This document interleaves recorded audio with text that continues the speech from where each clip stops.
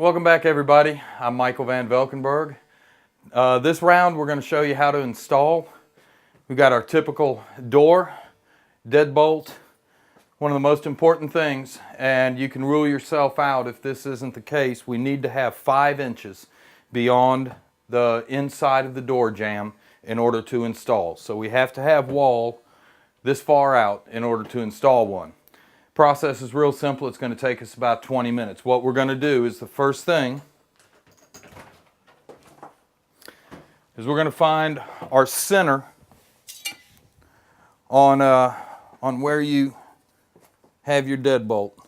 That's going to be about an inch slot, so we're going to mark 1/2 inch right there. Now we're going to mark 2 1/8 inches either side, because by the time we get the ram lock with the caps on it, we're looking at about 4 1/2 inches.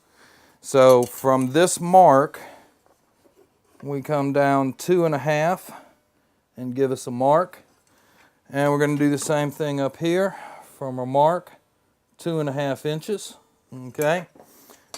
Now we're going to give us a straight line. And that's our cut.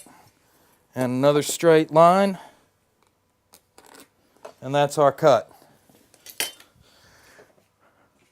Got a Bosch cutting tool similar to a Dremel. It makes a plunge cut nice and straight. So we're going to make a little noise here.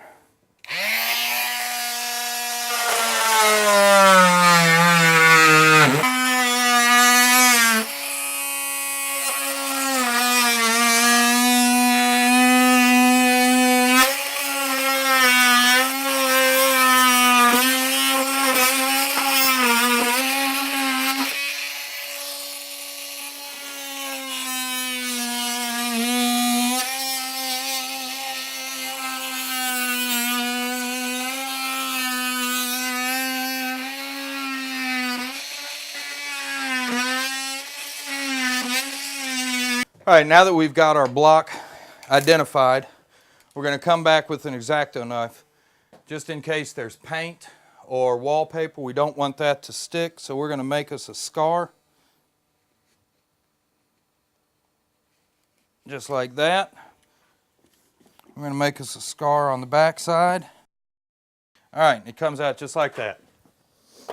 Now, we have our ram lock, white molding, white ram lock. If you have dark molding, if you have natural wood or painted wood, we also have a copper vein color, which you saw in the other segment, that would go in there. All right, most doors are going to have at least a 3/8 inch gap in here between the stud and the door jamb itself. This one does. We have good spacing, okay? Now, we've got to take the sheetrock out to match this. So I'm going to measure 2 1/2 inches from the door jamb, and I'm going to draw me a line.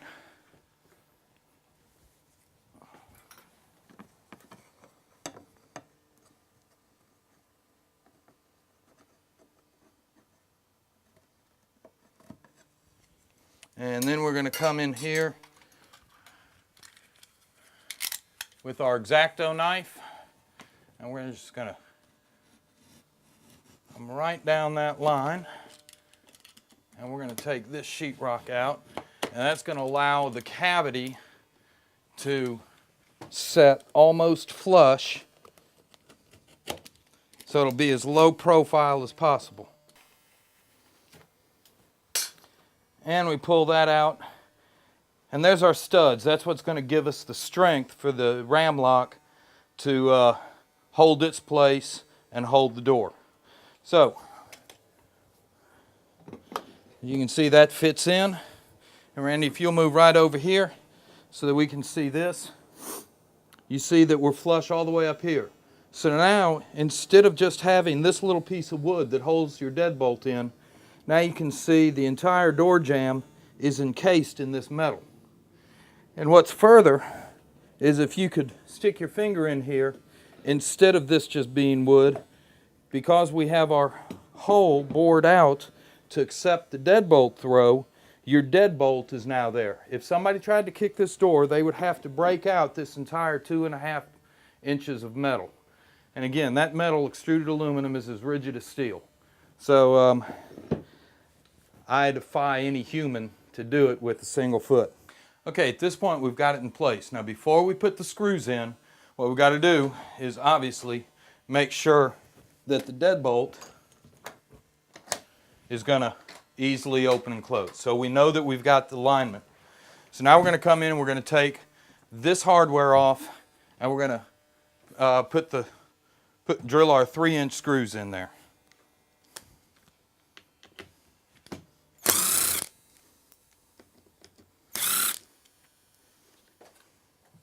And the way we do that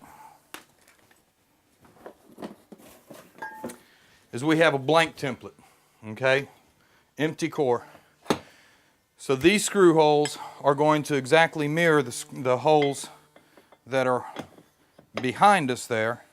And now I can drill through these, my starter holes, and we know that we've got a perfect match-up with where the others go. So let me get some drills going here.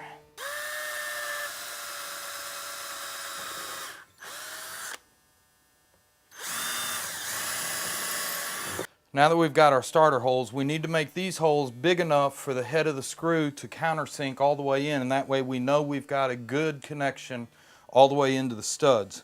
So we come back with a 3/8 inch. That's the head size for a number 10 screw. We start that point right where our starter hole is and take it all the way. You saw that move. So we took it all the way to the ram lock. Now that we've got our holes here, we've got 3-inch wood screws that are going to go all the way through and into the studs.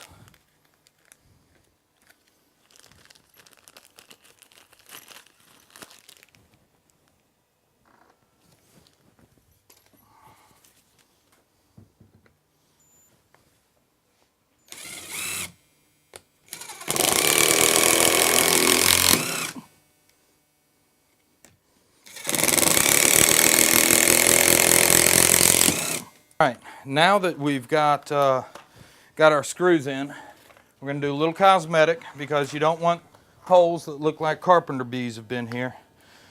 So we've got some quick drying wood adhesive here that we're going to put in each hole. We've got some little 3/8 inch wood plugs that we're going to start in each hole.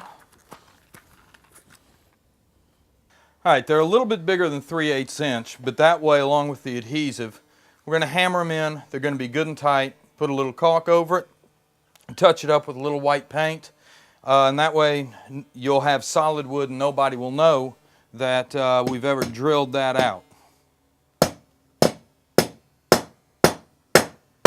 So it's nice and flush and it's tight wood, okay?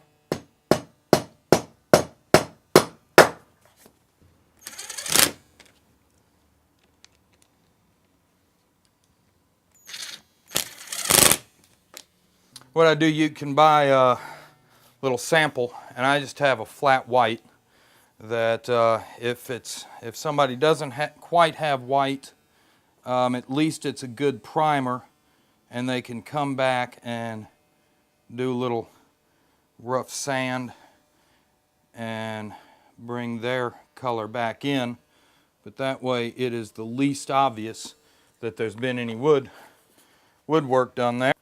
All right, now that we have everything assembled and touched up a little bit, I'm going to make sure that's a good